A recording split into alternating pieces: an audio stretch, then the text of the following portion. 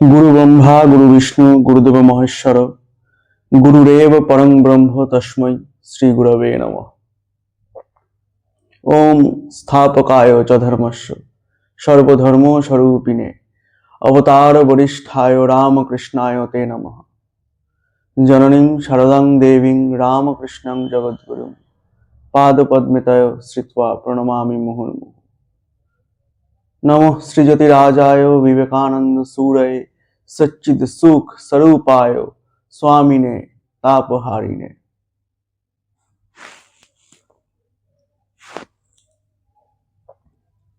সকলকে প্রণাম জানাই, বয়োজ্যেষ্ঠদের প্রণাম জানাই এবং আমার সমবয়স্ক এবং আমার থেকে যারা বয়সে ছোট তাদের স্নেহ ও আন্তরিক ভালোবাসা জানাই। আমরা শুরু করেছি অখণ্ড শ্রী শ্রী রামকৃষ্ণ কথামৃত শ্রীম কথিত এই বইটির পাঠচক্র শুরু করেছি এবং আমরা কিছু বিষয় ঠিক করেছি। সামনেই ইংরেজি নববর্ষ আসতে চলেছে এবং আমরা সেখানে পাঠচক্রের কয়েকটি জিনিস আমরা এখানে অ্যাড করব, কিছু জিনিস যুক্ত করব। সেই বিষয়টা একটু আপনাদের সঙ্গে আজকে আগে বলে নিয়ে তারপরে আমরা পাঠচক্র শুরু করছি। জাস্ট 1 মিনিট টাইম লাগবে। আগামী 4ই জানুয়ারি থেকে আমরা প্রতিদিন একটি করে পাঠচক্রের ভিডিও আপলোড করার চেষ্টা করব এবং সেখানে আমরা শুধু কথামৃত না অন্যান্য বইয়েরও পাঠ শুরু করব। তো এই সপ্তাহটা মানে এই 28 থেকে 3 তারিখ অবধি, এই সপ্তাহটা মানে এই শনিবার, আজকে রবিবার 28 তারিখ, 28শে ডিসেম্বর, আজকে থেকে 3রা জানুয়ারি অবধি আমরা প্রতিদিনই শ্রী শ্রী রামকৃষ্ণ কথামৃতের ভিডিও আপলোড করব, পাঠচক্রের ভিডিও আপলোড করব। যেহেতু এটা কেন করছি তার কারণ হচ্ছে আমার ইচ্ছা ছিল, যেহেতু 1 জানুয়ারি ঠাকুরের কল্পতরু দিবস আমরা সবাই জানি, তো সেই জন্য এই সপ্তাহটা আমরা কথামৃতময় হয়ে থাকার চেষ্টা করব। আমি চেষ্টা করব ঠাকুরের বই যতটা পড়তে পারি, বিশেষত কথামৃত। তাই জন্যই আমার ইচ্ছা যে এই সপ্তাহটা প্রতিদিনই একটু একটু করে কথামৃতের পাঠ আমরা করব। আর 4ঠা জানুয়ারি থেকে আমরা প্রতিদিন, 4ঠা জানুয়ারি রবিবার পড়েছে, 4ঠা জানুয়ারি থেকে আমরা কিভাবে এগোবো, এই চ্যানেলের কি কি ভিডিও এবং কি কি পাঠচক্র চলবে সেটা একটু জানিয়ে দিই। আমরা রবিবার করে পাঠ করব শ্রী রামকৃষ্ণ জীবনী স্বামী তেজানসানন্দের লেখা এই বইটি আমরা পাঠ করব, শ্রী রামকৃষ্ণ জীবনী স্বামী তেজস্বানন্দের লেখা। এখন এটা পাঠ করব শ্রী শ্রী মা শারদা, এই বইটি স্বামী নীলময়ানন্দের লেখা শ্রী শ্রী মা শারদা বইটি আমরা প্রতি মঙ্গলবার করে, প্রতি সপ্তাহের মঙ্গলবার করে পাঠ করব। শ্রী মা শারদা, এটি মা শারদার জীবনী নিয়ে এই বইটি পাঠ করব প্রতি মঙ্গলবার। প্রতি বুধবার পাঠ করব স্বামী বিশ্বাশ্রয়ানন্দের লেখা স্বামী বিবেকানন্দ, এই বইটি পাঠ করব প্রতি মঙ্গলবার করে, বুধবার করে, ঠিক আছে। তো আমরা এই তিনটি বই অ্যাকচুয়ালি পাঠ করার আমার কারণ হচ্ছে, এই যে 3টি বই আমরা পাঠ করব, এই 3টি বই পাঠ করার কারণ হচ্ছে আমরা যারা ঠাকুরের দিশায় চলেছি, যারা দীক্ষা গ্রহণ করে ফেলেছেন, কৃপা পেয়েছেন তারা জানেন। যারা জানেন না তাদের উদ্দেশ্যে বলে দিচ্ছি, এই 3টে বই এবং এর সঙ্গে আরেকটি বই, সেই বইটির নামটা আমি বলে দিচ্ছি, সেই বইটিও আমি পাঠ করব। সেই বইটি প্রতি বৃহস্পতিবার করে পাঠ করব, মন্ত্র দীক্ষা স্বামী ভূতেশানন্দজি মহারাজের লেখা, এই বইটি পাঠ করব প্রতি বৃহস্পতিবার করে। তো এই 4টে বই 4ই জানুয়ারি থেকে শুরু হবে।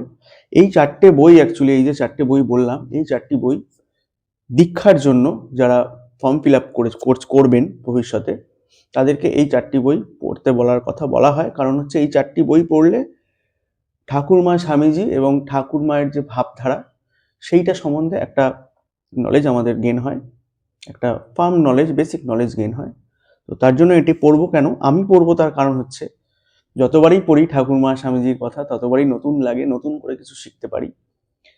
তো সেই জন্যই আমার পড়ার ইচ্ছা হয়েছে, আমার পড়ার ভীষণ ইচ্ছা ছিল। এটা পড়েওছি আগে, যারা দীক্ষা নিয়েছেন তারা জানেন যেটা পড়তে হয়।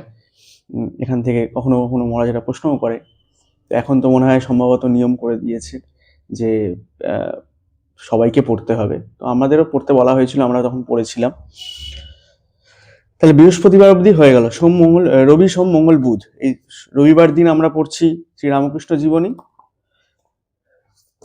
মঙ্গলবার দিন পড়ছি শ্রীশ্রীমা সারদা, বুধবার দিন পড়ছি স্বামী বিবেকানন্দ, বৃহস্পতিবার দিন পড়ছি মন্ত্র দীক্ষা। সোমবারটা মাঝখানে বাদ চলে গেল, সোমবারটা পড়বো আমরা শ্রী শ্রী রামকৃষ্ণ কথামৃত। সোমবার দিন আমরা পড়বো শ্রী শ্রী রামকৃষ্ণ কথামৃত। তাহলে বৃহস্পতি আর শুক্রবার শনি বাদ রইল। শুক্রবার পড়বো হচ্ছে আমরা স্বামী শিষ্য সংবাদ, শ্রী শরৎচন্দ্র চক্রবর্তী রচিত স্বামী শিষ্য সংবাদ। ভীষণ ফেমাস বই, অনেকেরই পড়া হয়ে গেছে, তা সত্ত্বেও আমরা আরেকবার পড়বো। কারণ এই শ্রী শরৎচন্দ্র চক্রবর্তী ছিলেন স্বামীজির অন্যতম গৃহী ভক্ত, এবং এই বইটি পড়লে আমরা দেখতে পাবো যে একজন গৃহী কিন্তু ঈশ্বরের দিকে যার মন কিছুটা গেছে, তার মনে কি কি প্রশ্ন আসতে পারে, সেই সমস্ত প্রশ্ন এখানে করেছেন শ্রী শরৎচন্দ্র চক্রবর্তী মহাশয় করেছেন স্বামীজিকে, এবং স্বামীজি তার সব কটার সমাধান করে দিয়েছেন। আমরা যদি এই বইটা পড়ি, অন্য সব বইগুলো তো পড়বই, তার সাথে এই বইটা আমাদের ম্যানুয়ালের মতো, লাইফ ম্যানুয়ালের মতো, যে স্বামীজির এই উত্তরগুলো আমাদের কিভাবে ঈশ্বরের দিকে, ঠাকুরের দিকে নিয়ে চলে যাবে, আমরা এই বইটা পড়তে পড়তেই উপলব্ধি করতে পারবো। শুক্রবার অবধি এই বইটা পড়বো। আর শনিবার দিন আমরা যেটা পড়বো সেটা হচ্ছে স্বামী বেদান্তানন্দের লেখা বিবেক চূড়ামণি, এই বইটি পড়ব। এটি অদ্বৈত বেদান্তের উপর বই, উপনিষদের উপর বই। এই বইটি পড়ব শনিবার করে। তাহলে আশা করি আপনারা বুঝতে পারলেন।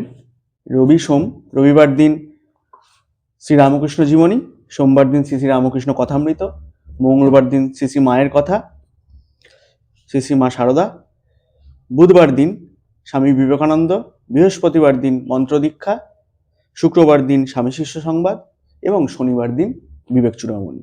আবার রবিবার দিন আবার ঠিক শ্রী শ্রী রামকৃষ্ণ জীবনী, শ্রীরামকৃষ্ণ জীবনী, এখান থেকে আবার রিপিট হবে। এইভাবে প্রতিদিনই আমরা অল্প অল্প করে পাঠ করব, আলোচনা করব। আশা করি বোঝা গেল। তো আজকে আমরা শুরু করব, যতটুকু আমাদের পড়া হয়ে গেছিল সেখান থেকে শুরু করব। আমাদের এর আগের লাস্ট যে আমরা ভিডিও দেখেছি, সেখানে আমরা দেখেছি যে পেজ নাম্বার 10 শ্রী শ্রী রামকৃষ্ণ কথামৃত, অখণ্ড শ্রী শ্রী রামকৃষ্ণ কথামৃত, পেজ নাম্বার 10 অবধি হয়েছিল। 10 পুরোটা হয়নি। 10 ফার্স্ট প্যারাগ্রাফ নাট মন্দির সম্বন্ধে যে লেখা, সেই সম্বন্ধে হয়েছিল। এবং সেটা পড়ার সময় আমরা একদম শেষের দিকে একটা শব্দ পেয়েছিলাম। সেই শব্দটা আমরা বলেছিলাম যে এই ভিডিও শুরুতে আমরা সেই শব্দটার মানেটা কি সেটা নিয়ে একটু আলোচনা করে নেব। একদম শেষের দিকে লাস্টের আগের লাইন, সেখানে রয়েছে, এই নাট মন্দিরে রাসমণির জামাতা মথুরবাবু শ্রী রামকৃষ্ণের উপদেশে ধান্যমেরু করিয়াছিলেন। এই ধান্যমেরুর অর্থটা কি, এটা নিয়ে আমরা একটু আলোচনা করব বলেছিলাম। তো ধান্যমেরু হচ্ছে এক ধরনের উৎসব অনুষ্ঠান। সেখানে অন্নের অ্যাকচুয়ালি ধান্যমেরুর আরেকটি নাম হচ্ছে অন্নমেরু। অন্ন মানে আমরা সবাই জানি ভাত। তো কি হয়, ভাতের একটা বড় স্তূপ, অন্নের একটা বড় স্তূপ তৈরি করা হয় এবং সেইটাকে পুজো করা হয়, এবং সেই অন্নর স্তূপকে নিয়ে একটা অনুষ্ঠান করা হয়, এবং এটাকেই বলা হয় হচ্ছে অন্নমেরু ব্রত। এটি করেছিলেন রানী রাসমণির জামাতা শ্রী মথুরমোহন বিশ্বাস করেছিলেন, ঠাকুরের আদেশে, ঠাকুরের ইচ্ছা করেছিলেন। এবং সেখানে অনেক ব্রাহ্মণদেরকে সমস্ত কিছু দান করা হয়। একটা বিশাল বড় উৎসবের মতো, বেশ কয়েকদিন ধরে একটা উৎসবের মতো চলেছিল দক্ষিণেশ্বরে। সেটাই হচ্ছে ধান্যমেরু বা অন্নমেরু উৎসব। এবং সেখানে যেটা অন্নমেরু যে উৎসব, সেখানে প্রায় 100 মণ চাল দেওয়া হয় শুনেছি। 100 মণ চাল, 100 মণ তিল দান করা হয়, সকলের মধ্যে ডিস্ট্রিবিউট করা হয়, ব্রাহ্মণদের মধ্যে, গরিবদের মধ্যে দান করে দেওয়া হয়। তো এই হচ্ছে অন্নমেরু বা ধান্যমেরু, যেটি মথুরমোহন বিশ্বাস ঠাকুরের ইচ্ছায় করেছিলেন। আশা করি বিষয়টা আমরা বুঝতে পারলাম। এবারে আজকের পাঠ শুরু করছি পেজ নাম্বার 10 থেকে, অখণ্ড কথামৃতের page number 10 second stanza, second paragraph থেকে, দ্বিতীয় প্যারাগ্রাফ। ভাঁড়ার, ভোগঘর অতিথিশালা ও বলিস্থান। চকমিলান উঠানের পশ্চিম পার্শ্বে দ্বাদশ মন্দির আর 3 পার্শ্বে একতলা ঘর। পূর্ব পার্শ্বের ঘরগুলির মধ্যে ভাঁড়ার, লুচিঘর, বিষ্ণুর ভোগঘর, নৈবেদ্য ঘর, মায়ের ভোগঘর, ঠাকুরদের রান্নাঘর ও অতিথিশালা। যারা দক্ষিণেশ্বরের মাতৃমন্দির দর্শন করেছেন, তাদের সৌভাগ্য হয়েছে, তারা জানেন মায়ের ঠিক মন্দিরে উঠছেন, মায়ের দিকে মুখ করে রয়েছেন, আপনার ডান দিকে দেখবেন কিছু ঘরের, মানে মায়ের দিকে, যদি মায়ের মন্দিরের সামনে আপনি দাঁড়িয়ে আছেন, মন্দিরের ভিতর ঢোকেননি, ওই উঁচু জায়গাটাতে দাঁড়িয়ে আছেন, দাঁড়িয়ে যদি ডান দিকে তাকান দেখবেন কতগুলো ঘরের সারি রয়েছে, পরপর পরপর ঘর, এবং 3 দিক কিন্তু ঘর আছে। মায়ের মন্দিরের পিছনে, মানে রাধা মাধবের মন্দিরের পিছনেও ঘর আছে, টানা ঘর আছে, যার একদম বাঁ দিকের শেষ প্রান্তে রয়েছে ঠাকুরের ঘর, আসছি পরে সেটাতে, সেটাও সম্বন্ধেও লেখা আছে। মানে রাধা মাধবের মন্দিরের পিছনেও রয়েছে পরপর ঘর, সেখানে মাঝখানে একটা অংশ দিয়ে ঢোকা যায়, যারা কলকাতা থেকে আসে তারা সেই মাঝখানের দেউড়ি দিয়ে ঢোকে। আচ্ছা, আমি যেটা বললাম, এখন যেটা বলছি যে মায়ের মন্দিরের ডান দিক বরাবর এবং রাধা মাধবের মন্দিরের পিছন বরাবর ঘর রয়েছে ওই দিকে। আবার পিছন দিকে, মানে যেখানে বলিস্থানটা, মায়ের মন্দিরের উত্তর দিকে, দক্ষিণ দিকে হচ্ছে নাট মন্দির, এবং নাট মন্দিরেরও দক্ষিণ দিকে হচ্ছে বলিস্থান। সেই বলিস্থানের পিছন দিকে কিন্তু আরো কতগুলো ঘর রয়েছে, আমরা যারা গেছি তারা জানি, এবং এই ঘরগুলো সম্বন্ধে এখানে ডেসক্রাইব করেছে। সেই ঘরগুলো যেটা হচ্ছে যেখানে মানে মায়ের মন্দিরের, মানে আমি দাঁড়িয়ে আছি মায়ের দিকে মুখ করে, আমার ডান দিকে যে ঘরগুলো পড়ছে, উঠোনের ডান দিকে যে ঘরগুলো পড়ছে, সেইগুলো হচ্ছে চকমিলান উঠোনের পশ্চিম পার্শ্বে বলছে দ্বাদশ মন্দির রয়েছে। পশ্চিম পার্শ্বে মানে উল্টো দিকে, গঙ্গার দিকে, আর ডান দিকে মানে হচ্ছে পূর্ব পার্শ্বে রয়েছে একতলা ঘর। এখানে 3 পার্শ্বে বলছে একতলা ঘর, মানে আমি যেটা বললাম মা এবং রাধা মাধবের মন্দিরের পিছন দিকেও ঘর আছে, ডান দিকেও ঘর আছে, আবার দক্ষিণ দিকেও ঘর আছে, 3 দিকে ঘর। আর একদিক খোলা কেন না, ওদিকে গঙ্গা আছে। পূর্ব দিক, উত্তর দিক, দক্ষিণ দিকে ঘর আছে, পশ্চিম দিকে গঙ্গা আছে, সোজা কথা। গঙ্গা দিয়ে ঢুকেই উঠোন, তারপরেই রাধা মাধবের মন্দির, মায়ের মন্দির, তারপরে হচ্ছে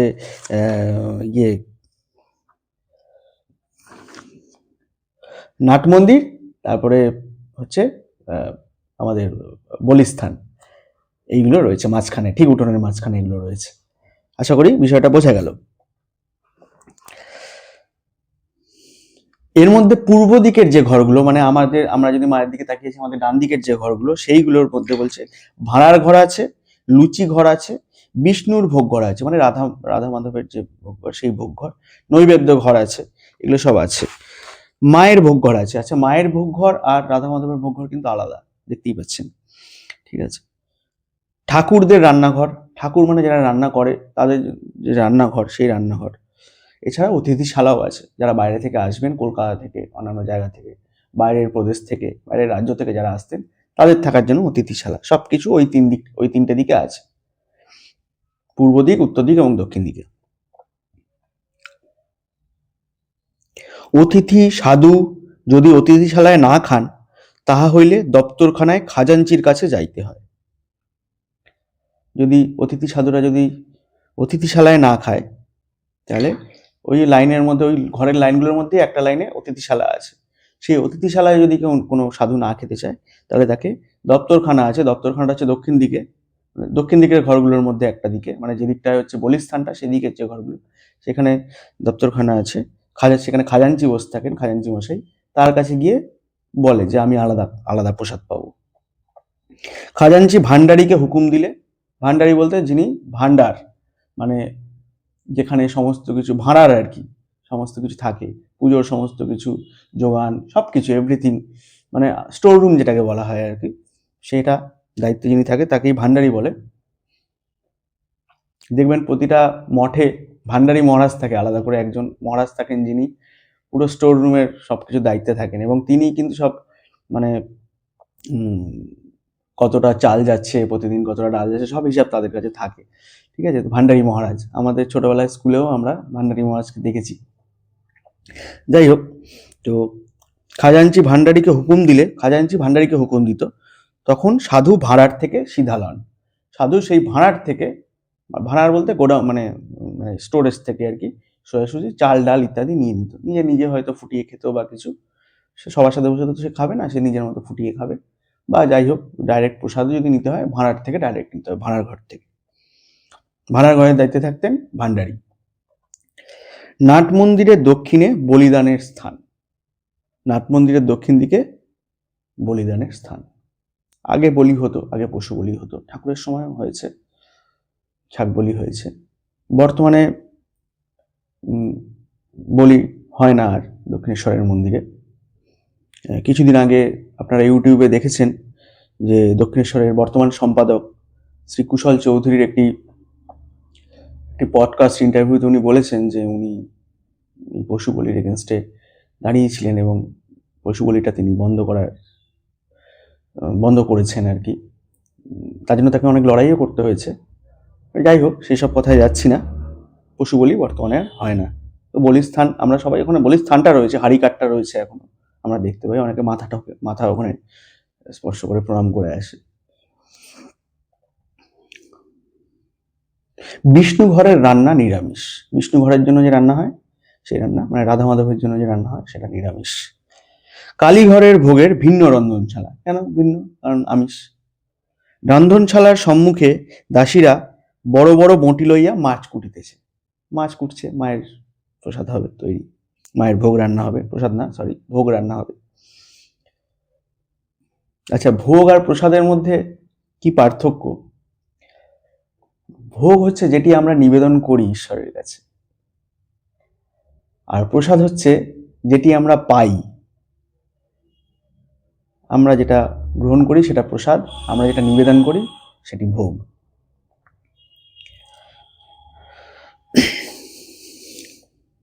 অমাবস্যায় একটি ছাগ বলি হয়, তখন অমাবস্যায় ছাগ বলি হতো। ভোগ 2 প্রহর মধ্যে হইয়া যায়, দুপুর 2টোর মধ্যে ভোগ তৈরি হয়ে যায়। ইতিমধ্যে অতিথিশালায় একখানা শালপাতা লইয়া সারি সারি কাঙাল বৈষ্ণব সাধু অতিথি বসিয়া পড়ে। অতিথিশালায় গিয়ে সবাই একদম লাইন দিয়ে বসে পড়ে প্রসাদ পাওয়ার জন্য। ব্রাহ্মণদের পৃথক স্থান করিয়া দেওয়া হয়, ব্রাহ্মণরা আলাদা জায়গায় বসে খেত। তখনকার দিনেও জাতি প্রথাটা ছিল, তো ব্রাহ্মণরা এর জন্য বাকি যারা কাস্ট তাদের সঙ্গে বসে খেত না, তারা আলাদা বসে খেত। দেখুন কিরকম সমাজ ব্যবস্থা ছিল, এখনো আছে কিছু জায়গায়। যে মন্দির বানিয়েছেন শূদ্র রানী রাসমণি, সেখানে ব্রাহ্মণদের জন্য আলাদা বসার জায়গা। এই উদারতা ভারতবর্ষ ছাড়া আর কোথাও দেখতে পাওয়া যাবে না।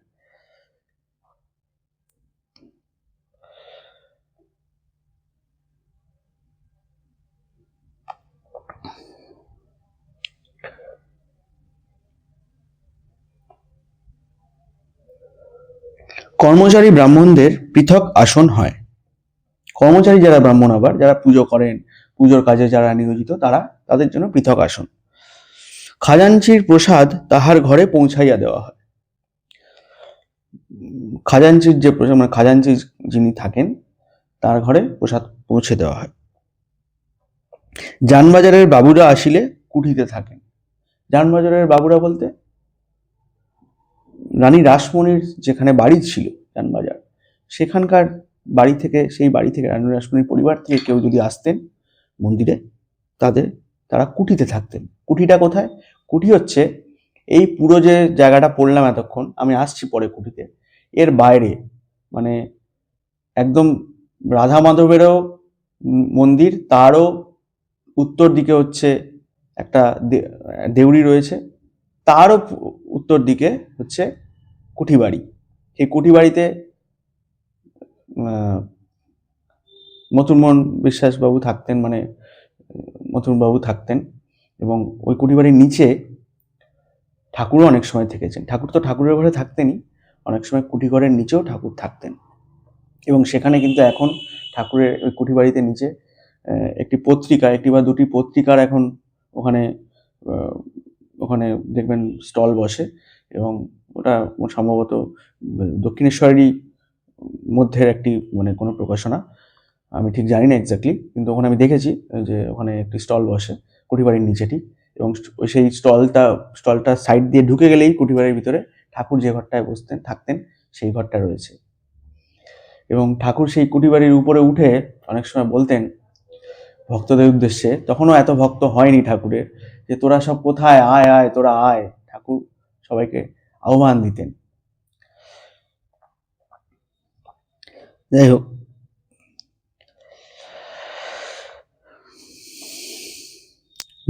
যানবাজারের বাবুরা আসিলে কুঠিতে থাকেন, সেইখানে প্রসাদ পাঠানো হয়, কুঠি বাড়িতে প্রসাদ পাঠিয়ে দেওয়া হতো যানবাজারের বাবুরা এলে।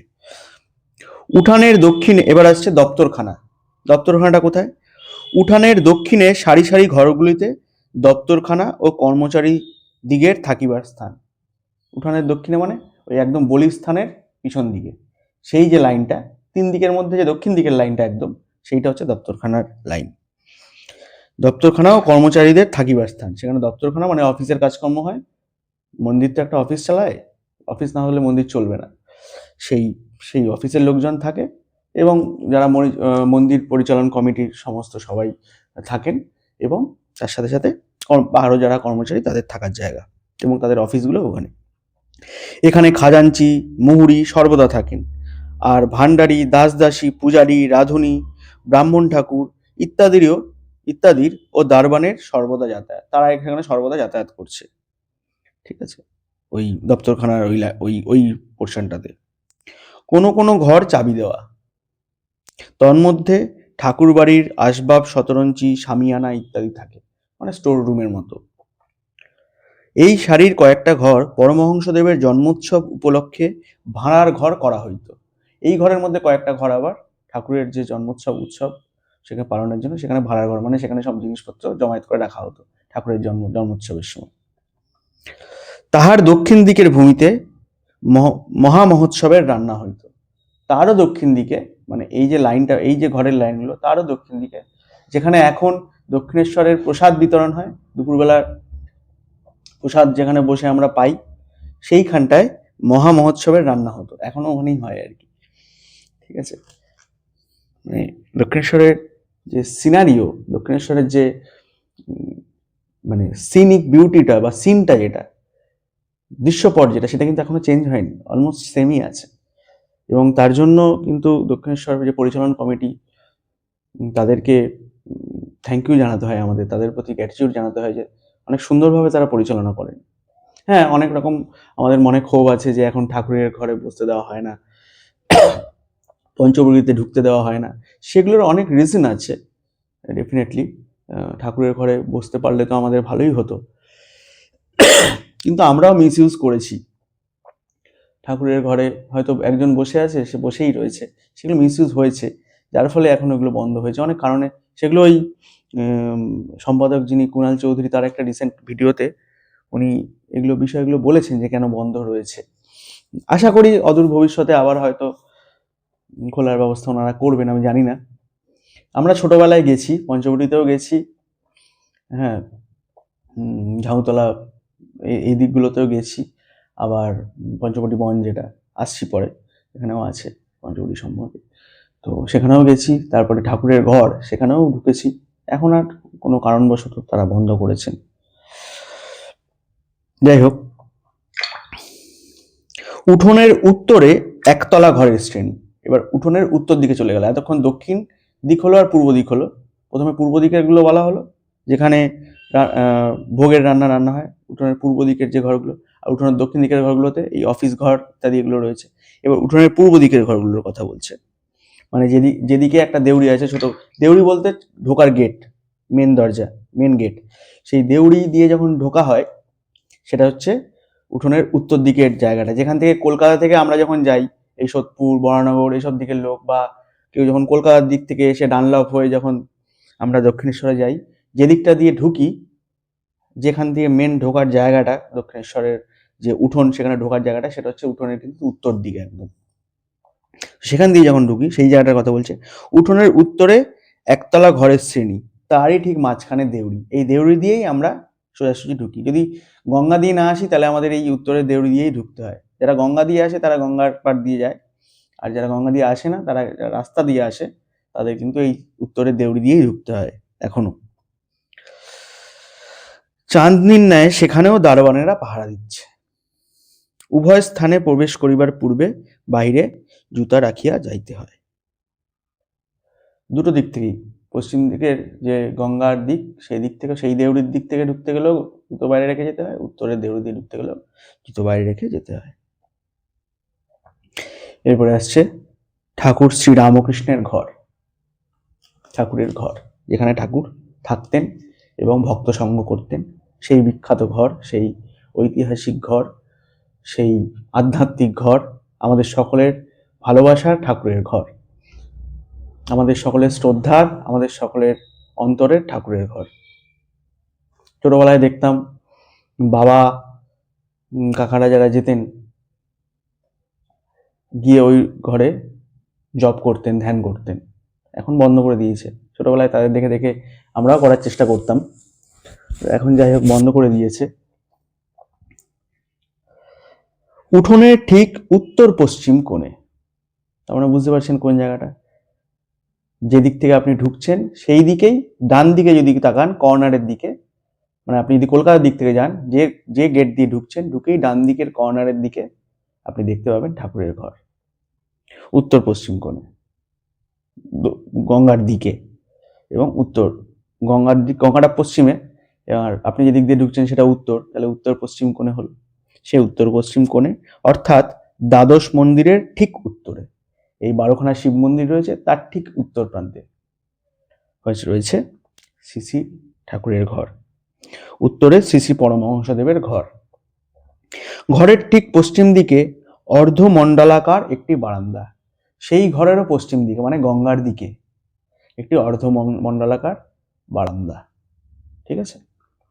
সেই বারান্দায় শ্রী রামকৃষ্ণ পশ্চিমাস্য হইয়া গঙ্গা দর্শন করিতেন।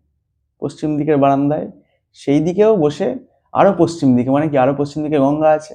দক্ষিণেশ্বরের পশ্চিম দিকে তো গঙ্গা, আমরা প্রথম ভিডিও দেখেই দেখতে পাচ্ছি।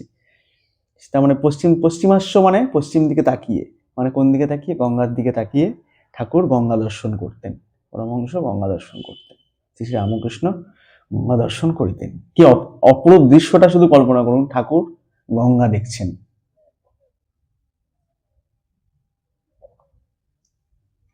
যেন সত্যে সত্যের মিলন, তাই না?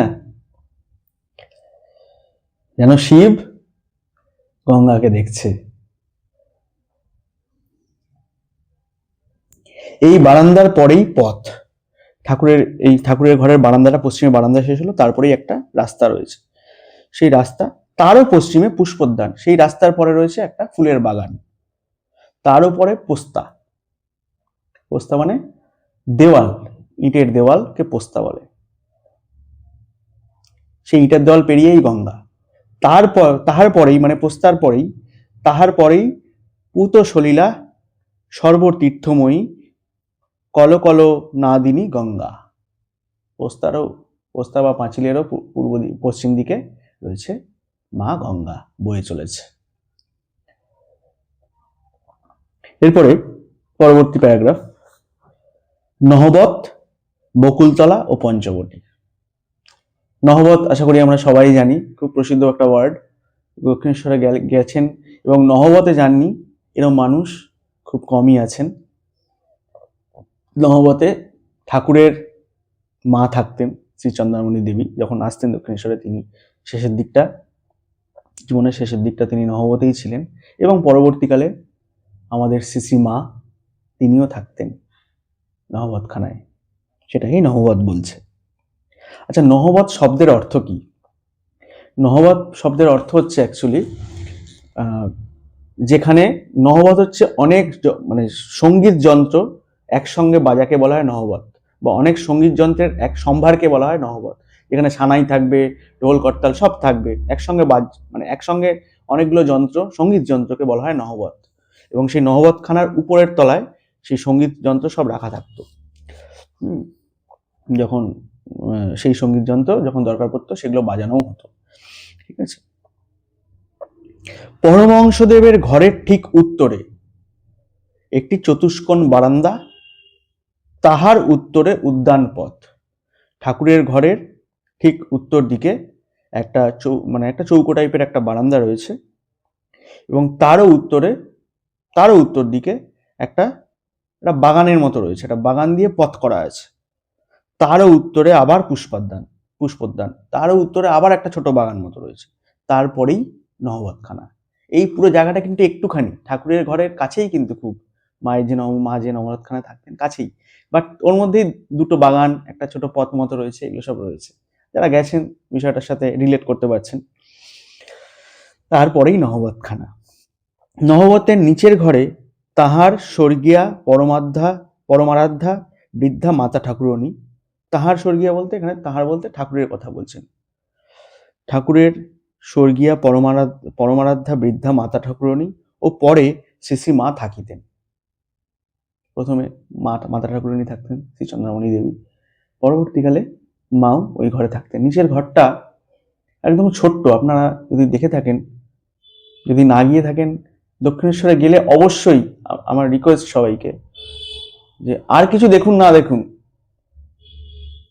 মানে মায়ের মন্দির তো দেখবেনই, মা ভবতারিণীর মন্দির, তারপরে আর কিছু দেখুন না দেখুন, অবশ্যই নহবতখানাটা ওপেন আছে, এখনো খুলে রাখা আছে, ওখানে গিয়ে একটুখানি বসবেন। ওই সামনে ছোট্ট একটুখানি একটা বারান্দা রয়েছে, ওখানে গিয়ে বসবেন, বসে ভিতর দিকে তাকাবেন, দেখবেন একটা ষড়ভুজাকৃতি একটা ছোট্ট ঘর রয়েছে, তার মধ্যেই মা থাকতেন, ওতেই শুতেন, ওতেই তিনি জীবনযাপন করেছেন দীর্ঘ সময় ধরে।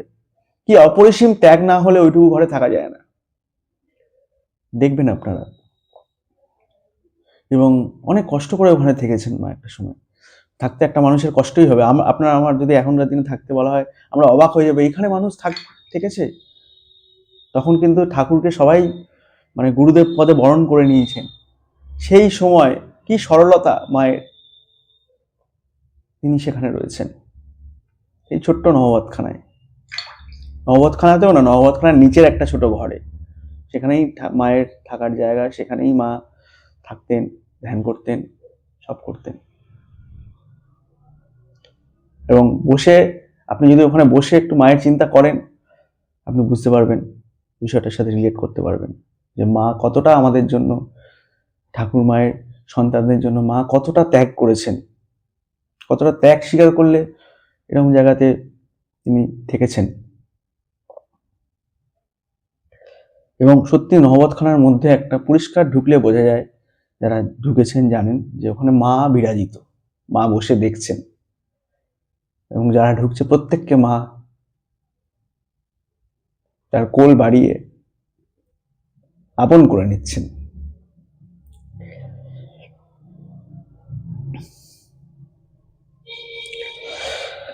নহবতের পরেই বকুলতলা ও বকুলতলার ঘাট। এখানে নহবতের পরে বলতে নহবতের উত্তর দিকে বকুলতলা ও বকুলতলার ঘাট। এখানে পাড়ার মেয়েরা স্নান করেন। এই ঘাটে পরমহংসদেবের বিদ্যা মাতা ঠাকুরনীর গঙ্গা লাভ হয়। এখানেই মাতা ঠাকুরনী গঙ্গা লাভ করেছিলেন। 1877 খ্রিস্টাব্দে হয়েছিল এটা। বকুলতলার আরো কিছু উত্তরে পঞ্চবটি। এই বকুলতলারও আরো উত্তর দিকে, মানে আমরা ধীরে ধীরে কিন্তু আমরা কিন্তু মেন যে মন্দির বাড়ি সেটা থেকে পেরিয়ে এসেছি, পেরিয়ে কিন্তু এবার বনের দিকে যাচ্ছি, পঞ্চবটি বনের দিকে আস্তে আস্তে যাচ্ছি। বকুলতলার আরো উত্তরে, মন্দিরেরও উত্তর দিকে হচ্ছে নহবতখানা, তারও উত্তর দিকে হচ্ছে বকুলতলা, তারও উত্তর দিকে হচ্ছে পঞ্চবটি বন, যেখানে ঠাকুর দীর্ঘ সময় ধরে সেখানে সময় কাটিয়েছেন, সেখানে সাধনা করেছেন, ধ্যান করেছেন। সেখানে বিভিন্ন ধর্মমতে তিনি সেখানে সাধনা করেছেন।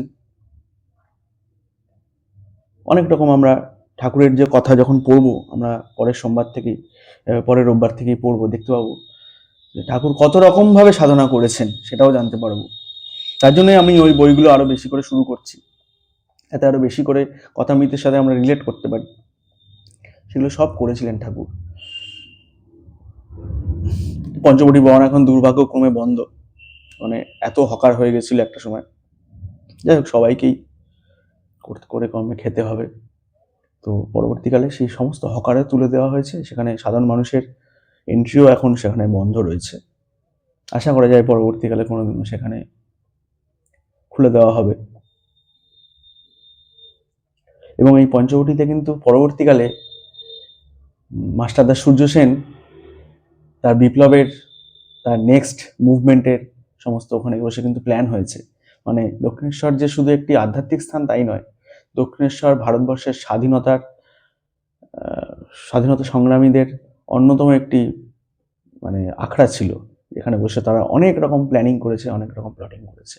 দক্ষিণেশ্বরের ভারতের স্বাধীনতাতেও কিন্তু অনেক বড় হাত আছে। তো সেই পঞ্চবটিতে বসে সব হতো। এই পঞ্চবটির পাদমূলে বসিয়া পরমহংসদেব অনেক সাধনা করিয়াছিলেন, আর ইদানিং ভক্ত সঙ্গে এখানে সর্বদা পদচারণ করিতেন।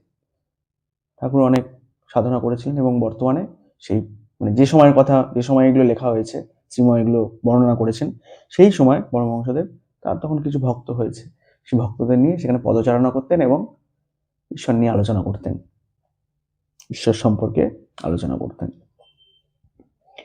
গভীর রাত্রে সেখানে কখনো কখনো উঠিয়া যাইতেন, কখনো কখনো গভীর রাতে সেখানে উঠে যেতেন এবং উঠে গিয়ে কি করতেন, ধ্যান করতেন। আমরা সবাই জানি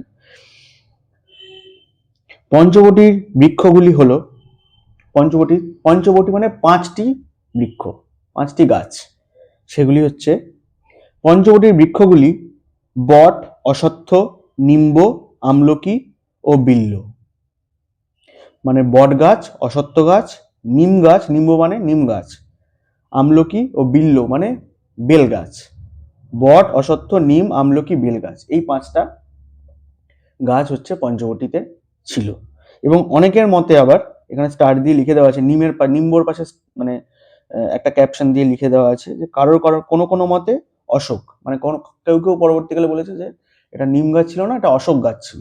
বট, অশ্বত্থ, অশোক, আমলকি আর বেল, এই 5টা নিয়ে পঞ্চবটি বৃক্ষ, তাই জন্য নাম হয়েছে পঞ্চবটি বন বা পঞ্চবটি উদ্যানও বলে অনেকে।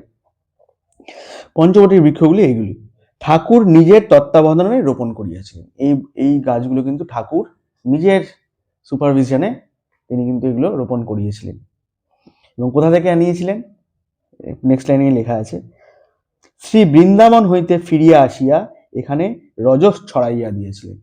তিনি শ্রী বৃন্দাবন থেকে ফিরে এসে ঠাকুর এই গাছগুলো রোপণ করেছিলেন এবং বৃন্দাবন থেকে ফিরে এসে তিনি এখানে বৃন্দাবনে যে রজ মানে মাটি, সেই মাটি ছড়িয়ে দিয়েছিলেন। মানে পঞ্চবটি আর কলকাতায় নেই, পঞ্চবটি এখন হয়ে গেছে শ্রী বৃন্দাবন ধামে পরিণত হয়েছে। বৃন্দাবনের মাটি যেখানে স্পর্শ করেছে সেটিই বৃন্দাবন।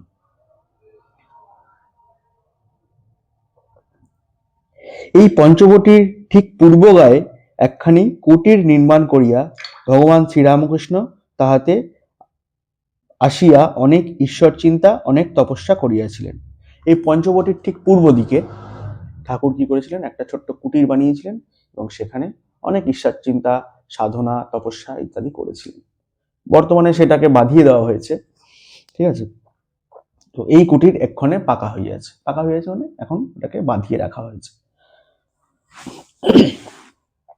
পঞ্চবটির মধ্যে সাবেক একটি বট গাছ আছে, তৎসঙ্গে একটি অশ্বত্থ গাছ। আমরা অলরেডি 5টা গাছের নাম করেছি, যে বট, অশ্বত্থ, নিম বা অশোক, আর হচ্ছে আমলকি আর বেল, এই 5টা গাছ। তার মধ্যে বট আর অশ্বত্থটা কি সুন্দরভাবে আছে দেখুন, বলছে তৎসঙ্গে একটি অশ্বত্থ গাছ, বটের সঙ্গে একটি অশ্বত্থ গাছ, দুইটি মিলিয়া যেন একটি হইয়াছে, মানে দুটো এরকম উপর দিকটা লেগে গেছে, পেঁচিয়ে এক গাছ হয়ে গেছে। বৃদ্ধ গাছটি বয়সাধিক্য বশত বহু কোটর বিশিষ্ট ও নানা পক্ষী সমাকুল ও অন্যান্য জীবেরও আবাসস্থান হইয়াছে।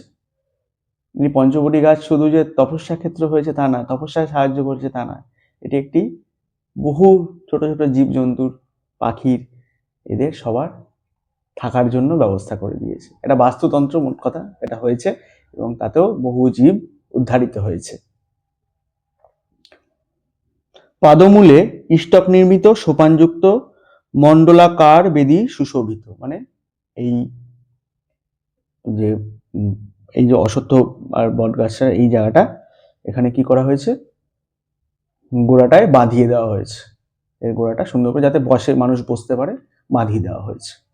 আপনারা যদি কেউ গিয়ে থাকেন পঞ্চবটিতে দেখতে পাবেন গাছের গোড়াটা এরকম ইট দিয়ে গোল করে বাঁধিয়ে দেওয়া আছে। বা ছবিতেও আপনারা চাইলে দেখতে পারেন, ইন্টারনেটে ছবি আছে অনেক, সেখানেও দেখতে পারেন।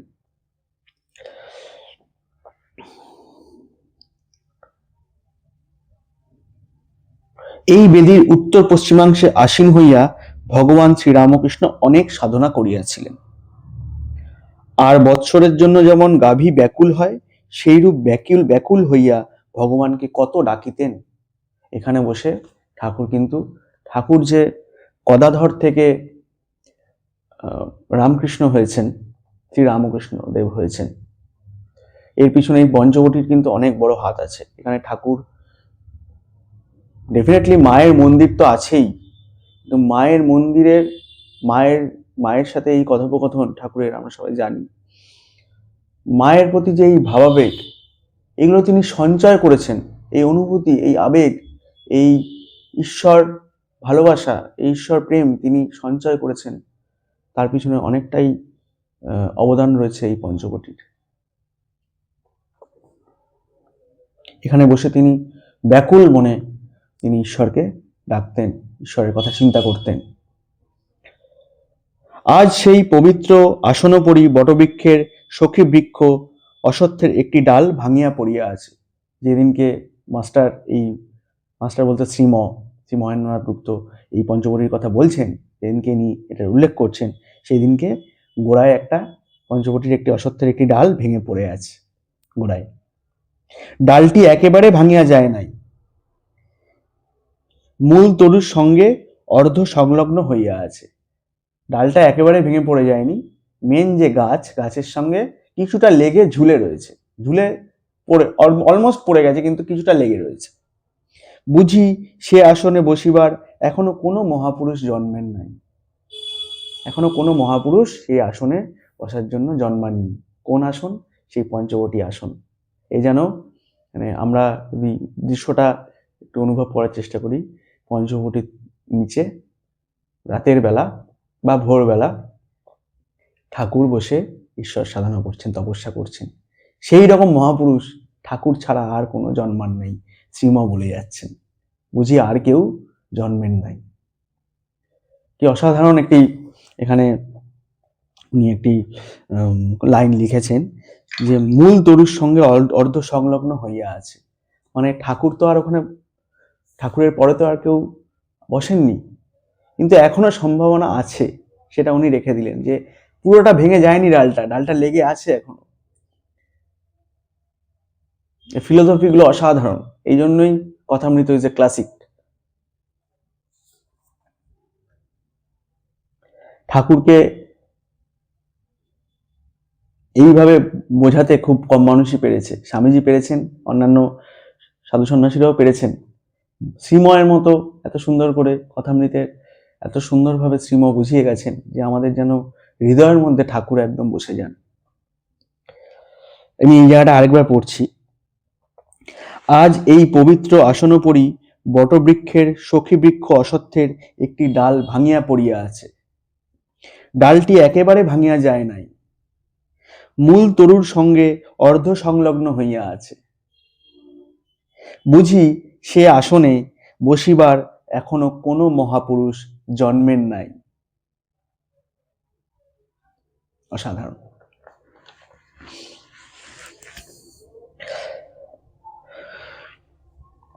আজকের মতো এতটুকুই। এই সপ্তাহটা প্রতিদিনই শ্রী শ্রী কথামৃতের ভিডিও আপলোড হবে। 4 তারিখ থেকে আমরা বললাম যে যেরকম প্রতিদিন একটি করে বই আমরা একটু করে পাঠ করব। এই সপ্তাহটা যেহেতু ঠাকুরের সপ্তাহ, ঠাকুর এই সপ্তাহে কল্পতরু হয়েছিলেন, তো এই সপ্তাহে ওই জন্য পুরোটাই কথামৃত পাঠ হবে। সকলে ভালো থাকবেন। প্রণাম।